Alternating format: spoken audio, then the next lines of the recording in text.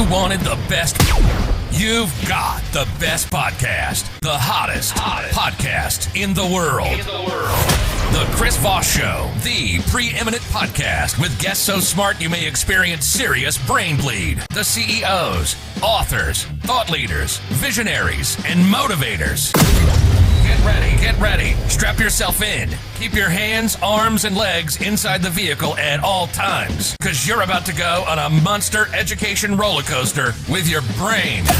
Now, here's your host, Chris Voss. I'm Moses Voss here from the ChrisVossShow.com. Ladies and gentlemen, welcome to the big show. As always, the Chris Voss Show family loves you, but doesn't judge you, at least not as harshly as the rest of your family, because we're just nicer people over here. Go to Goodreads.com/Chris Voss, LinkedIn.com for Chris Voss, Facebook.com/Chris Voss, all those crazy places on the internet. Opinions expressed by guests on the podcast are solely their own and do not necessarily reflect the opinions of the host or the Chris Voss Show. Some guests of the show may be advertising on the podcast, but it is not an endorsement or review of any kind. We have an amazing young man, Darrell Stearns, joining us today. He's going to be talking to us about his insights and how he used going from voice actor as a child to growing up to becoming a marketing genius, as it were, when it comes to video and things of that nature. But Darrell, welcome to the show. Thank you very much, man. This is it. This is the big show. This is the big moment that I've been waiting for. So this is it. Big moment. Darrell Stern, give us your .coms or .marketing. Where do you want people to find you on the interwebs?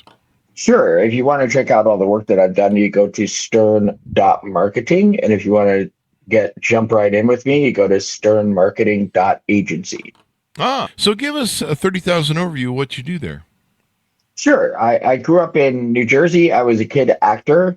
I was the voice of Scooter Computer on ABC's Schoolhouse Rock back in 1983, which was one of the first series of cartoons to feature this thing called a computer. So I introduced about 12 million American kids to computers. So all of those notifications on your phone are my fault. It's your fault. I apologize. I blame you. It's my fault.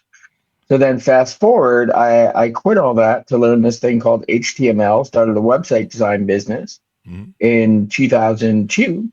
And then fast forward from that, people start making videos and they're not good. And then all of a sudden I start to accidentally coach them in how to act on camera. And then that changes my whole business around We Rocket to the Moon. Video's everything. What is it? Video killed the radio star? Is that how? Yeah, most definitely. We love video. I mean, we were doing video on the podcast before most people were doing podcast videos because it was so hard to fucking crank it and put it across the internet and do everything. Most definitely. How do you get involved as a child in the Schoolhouse Rock thing? My dad was my first talent agent. So they put on the play Pippin, the musical, in the 70s. And my dad was a philosophy professor at Kean University. And he said, my son will play the role of Theo. So he was my first casting agent. So he got me the part in the little musical, and that was it. I was hooked. By the time I was 9, I had a manager and an agent in New York City. Wow. So I'm in junior high school. Parents get the call, hey, you've got an audition. And they would pick me up from school a little bit early and zip me into New York City. My dad would drive around the block. We didn't have phones. So he'd just drive around the block and I'd go up and audition. So some of the most memorable ones of that are I met Steven Spielberg. I auditioned for The Goonies. Oh, wow. That would have been a great thing to get. Exactly, almost. But it was for the role of Chunk, so it wasn't like the really cool kid. It was like, you know what I mean? I don't know. It was always like, I don't think it actually might have been good that I didn't get it. But I got offered the role of a big ogre guy, but they wouldn't have to put me in makeup. So of course you did. Perfect match. Yeah, I love it. I'm a dead ringer. Yeah, all kinds of different things. I was in a TV commercial for the Atari 2600 Ms. Pac-Man, the very, very first, video game that you could play at home. Yeah. So ABC had a miniseries out called The Winds of War, and they paid like $1 billion to have this on TV. So I go to the mailbox one day and hand my parents this envelope, and it's a check for $8,500. Holy So my parents said, maybe want to send you in on more of those, TV gigs and not so much theater stuff. Yeah. Plus, we don't have to pay for food for this kid. He's got checks coming in. Yeah, 100%. So how did you keep from turning into one of those child actors that goes to hell and gets on drugs and that Home Alone guy, basically. Well, my parents were not stage parents. I remember being in New York City, sitting in the car and looking at the corner, after I auditioned, and there's a mom there with her little boy, and I don't know what they were talking about, but she took her hand and just, smacked him around the face. And, my parents were actually discouraging me. They said, if you want to stop this, we can stop it at any time you want. Because there's a lot, driving in and out of the city and all this kind of stuff that we did. I just loved it. And I mean, I also took vocal classes when I was very young. The teacher would stack encyclopedias on my stomach so I could do push-ups with my diaphragm. And all of it ended up serving me a heck of a lot later when it comes to business and speaking to people and coming on camera and saying, hey, everything's super fantastic, like you every day, right? It doesn't matter if you're having a bad day. That mic goes on, you know how it is. Yeah. And bam, you're on like another level. So it helps every business person, I believe, to have a little acting background. The show must go on. Most people don't know I cry when I'm not on the show, and then I'm just really happy for that hour, and then I go back to crying all the time in the fetal position. We cry when your show's not on. That's true. That's why we do 3 to 4 shows a day, people. We're doing 4 today. So let's see. So you get into the video business and helping clients. Talk to us about that. Well, sure. The most amazing thing happened in 2016 when I met a young auto mechanic named Saul. He said, I want to be the number one auto mechanic in the whole state of Colorado. And I had this theory, since Google owns YouTube and they also own, of course, blogging and searching. I'd seen all the bloggers come up and then there's these YouTubers coming up, but nobody was doing both at the same time. Nobody was vlogging and blogging at the same time. Yeah. So what I did was I created them a huge site with literally 60 landing pages, one for each and every type of car that there is. And then I went down to his shop and started relentlessly videoing him fixing the cars. Now, in my generation, we might be about the same age. I'm 53. I'm 50. We got into video on the internet. We started making commercials, right? Come on down to Uncle Tom's Barbecue, and we've got all the sauces that you like. And that's not how social marketing really works. It's more about creating relationships and proving it, showing that you could do it. So I just made videos of him relentlessly fixing these cars and explaining how he did it. But I also took the videos, transcribed them, and made them into articles at the same time. So pretty soon he was coming up number 1, 2, 3, 4, 6, 7, 8, 9, 10 on Google for fixing just about every type of car. But the first one that we did was the luxury cars. And he started scaling his business literally from 50 grand to 80 grand to 120 grand. And apparently I was right. And since then, it's funny because I don't see anybody else doing this. And it's pretty obvious to me, if you Google something and there's not a video in the search, that is a hole in the market and you can fill it. Fill the holes in the market. Yeah, it's when we started the Chris Voss Show podcast, we started doing videos and we'd actually serve them to iTunes. After a while, we gave up because we heard, at least on the podcast video, we do make videos. They go to YouTube, but serving them to iTunes, we quit doing. And people just told us they didn't watch them. They listened to the videos. Even on YouTube, they tell me they listen to the videos. But if you're doing something professional, that's selling people or pitching them something, you gotta have something that can pitch them well. Yeah, 100%. However, you're correct. I mean, podcasts are radio shows. That's what they were meant to do. They were invented by the guys that made the iPod back in the day before the iPhone. Yeah. So it's kind of funny now how some people are pitching, well, here, buy this huge TV studio for your business and, oh my God, spend all this money producing this big TV show now. And I go, I don't think you really need to do that because I shot all my videos on a phone with a clip-on mic of this mechanic, and we actually scaled his business. So the production quality needs to be there. And I love you, Chris, because every time I turn on LinkedIn, every time I turn on anything, there it is. There's the Chris Voss Show. I mean, you kind of pop up every day. No, but it's good because it's just a constant. Social is also like lead nurturing, right? It's like one day I'm going to come on the show, or one day I might even listen to an episode. You never know, but you're always there. You're always coming up all the time, and that's what we want until it just becomes, Chris Voss podcast. That's the first thing I think of now when I say the word podcast. Awesome! Wow. I'm getting a hard on just thinking about that. Well, thank you. I'm excited. Listen, sir, the late show doesn't start until 10 p.m., but you can have me back. Yeah, the Late Show. Yeah, I've heard that a lot. People are like, "You're everywhere. Like you just took over my LinkedIn and Mhm. yada yada yada." And I mean, we do a lot of stuff. We call ourselves the Netflix of podcasting because we do 10 to 15 shows a week, It's sometimes massive. more, and we give people so much content, and they'll binge the fuck out of it. Like I had the prior guest on today. He said, "So do you publish this in 5 months?" And I go, "Dude," and he knows, of course, we don't do that. But I was like, "Dude, you can't publish every 5 months. Your audience goes and finds me, and they're like, hey, this guy's got a lot to listen to. Let's do this." And some people press play, and they consume 96% of our shows. So they're just, I think the 4% is they hear me start rapping a show at the end, and they skip to the next. I think that's what they Yeah, do. the next step would be to take those podcasts, or at least the very, very best ones that you really Hmm. like the ones with Darrell Stern in them and people Yeah. like me, and take those and transcribe them and make them into articles. Now, I'm not talking about a summary. Some people post on the internet the show No. notes and the little notes. I'm not talking about that. I'm talking about transcribe the whole thing and then go through it and then see what words are constantly being used and start to link them together. And then all of a sudden you'll have people that never heard of a podcast, but they're looking to learn A, B, C, D, or E. Hmm. And they'll find one of your episodes in there, or maybe a number of them, and you'll have a subscriber for life because your podcast episode actually helped them with a specific question One that of they the wanted things to, answer. One of the things we had we tried doing full transcriptions on the Chris Voss Show website, and along with the show notes, and I can't remember who shit the bed. I don't know if it interfered with the serving of the things or it shit the bed on the WordPress because the posts were too long. Because you don't have the digital marketing Jedi working on it, but Oh, that's why. That's why. I Well, mean, it's probably the since you're WordPress. drop, so one of my jokes with because I talk videos and I talk stuff, and people say, "I did that, I tried that, Mhm. we do videos, we tried that, and all that." And I say, "Well, if you think sex is a pain in the ass, you're doing it wrong." Oh, all There you right. go. One of the two.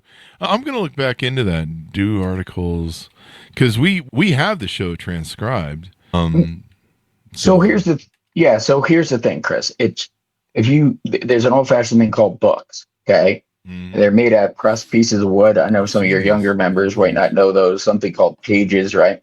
So Yeah. in the back of a book would be an index, right? And it says the Chris Voss Show and all the words that you use throughout the podcast and what pages of it they're on. So the whole internet was invented so that we could link all that together so Mm, that if your book mentions me, the person doesn't have to go back to the public library and go get out my book. It's all linked together one to the other, and we can speed through all this information on the internet. That's why it was made. So it's not mhm. just you transcribe it and you publish it and that's it. It's that then you go in and you really optimize that content by interlinking different things together that you say. And Mhm. then you never know. You might not even know if I told you what's the top, topic that you talk about. You might think it's this, but when if you actually do it, you might say, "Wait a minute, no, I talk about this a whole lot more than that." You know Mm. what I mean? And all Yeah. those kind of things. So Yeah. It might tie into one of the things we like is the big, like when we make our video, you can see that there's my face, your face, there's the Chris Voss Show logo. And then with a book author, we usually have their book in the mhm. screen too. We call it the big SEO, Google SEO grab. The SEO will pick up all that stuff on the video, but maybe we should do something like that with an article. I'll have to figure out why a lot of people, when they do oh, I suppose you don't have to publish the whole transcript for an article. You just publish the pieces, like Bob said on the show, yada yada yada. You don't Nope, have to it's the whole thing. the whole thing. Okay. So the point of it is because where you get stuck is you think who's going to read that or isn't that too long, whatever. The point of it is not that they're going to read it. The point of it is that Google's going to read it Yeah. and index it and all those kind of things. And it's just amazing how many pages, if you did write it out, you know what I mean, Hmm. of content you have said, right? How many pages do you think it is? 50,000, 250,000, pages. You've written the longest book Hmm. on doing business and making podcasts and all that anybody ever has. And then eventually you can take that and string them together and actually publish a book of your best interviews. And now we got another bestseller. Ah, Yeah. yeah. I'm gonna look into it. I'll have to try and figure out why the WordPress was shitting the bed. For some reason, like it totally went ape. We did I can take a look. Did about 10 of them, and then it kind of shit the bed.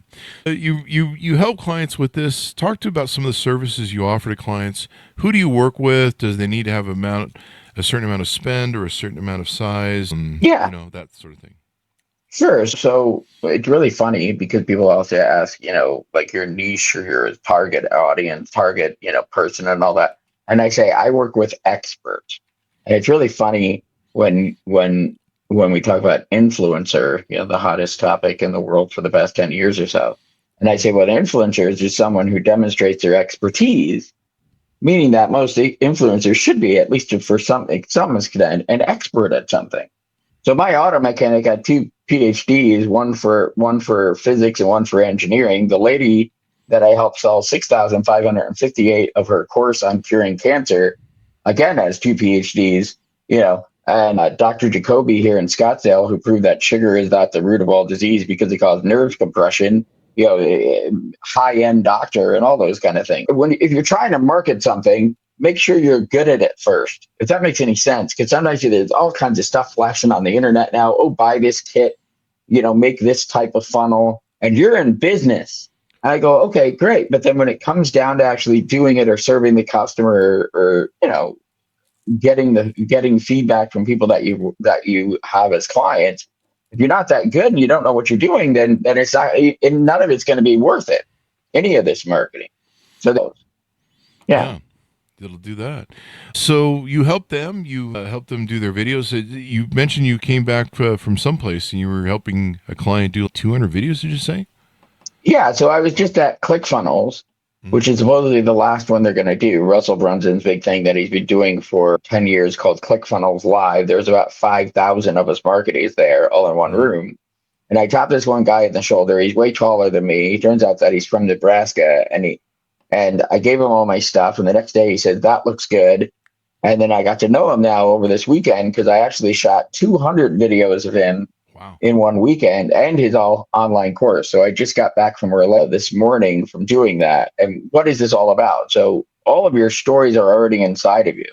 Mm-hmm. All I've got to do is pull them out of you, get them organized, and then work on them with you one after another. And believe it or not, we can shoot 200 of these in 2 days, and all the videos that you need for all your marketing are done for the next 6 months in 2 days, because you already have all the gifts in you. You already have the stories. I just got to pull them out. So this is why my business, I love it, because it's directing again. It's directing actors. Mm-hmm. And that's what I used to do when I had a marionette puppet, Mickey Mouse, when I was 3 years old, and I'd make little shows and bring my parents had to sit through the thing over and over. They were the only audience. I'd make them sit down and watch the marionette puppet show. Mm-hmm. But it's just something that I'm naturally gifted at. So another part of it, Chris, is, did you pretend to be on the radio when you were a kid? Do you know what I mean? Yeah. Did you pretend that I say, okay, great, this is why he's really doing this. This is why it's so much in alignment. It's because he saw himself doing it decades before there even was a computer, whatever, a YouTube or a podcast or whatever. And that what makes this show so viral and so well known.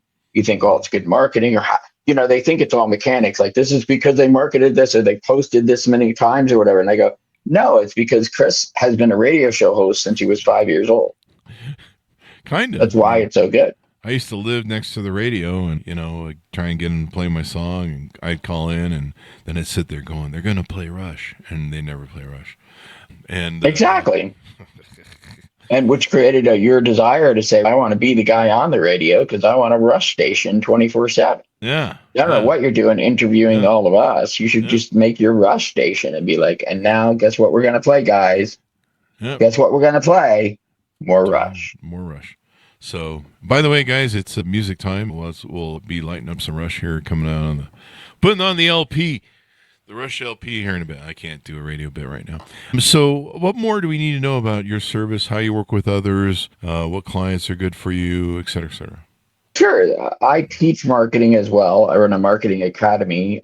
Now with this newfangled AI, I figured out a way to take a transcription of the video that you can get it for free and then actually write it out double spaced with the bullet points and the emojis and all that kind of stuff in the format that will go viral.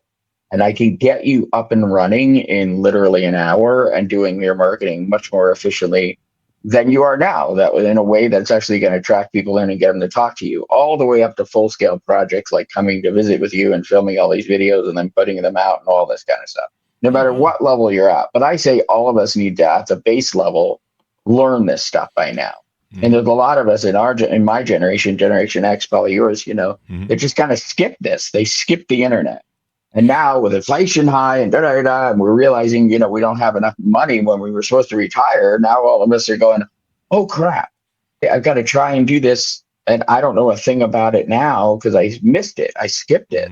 So I kind of like bridge the generations because I make it so easy, to learn and understand through philosophy, because my father was a philosophy professor.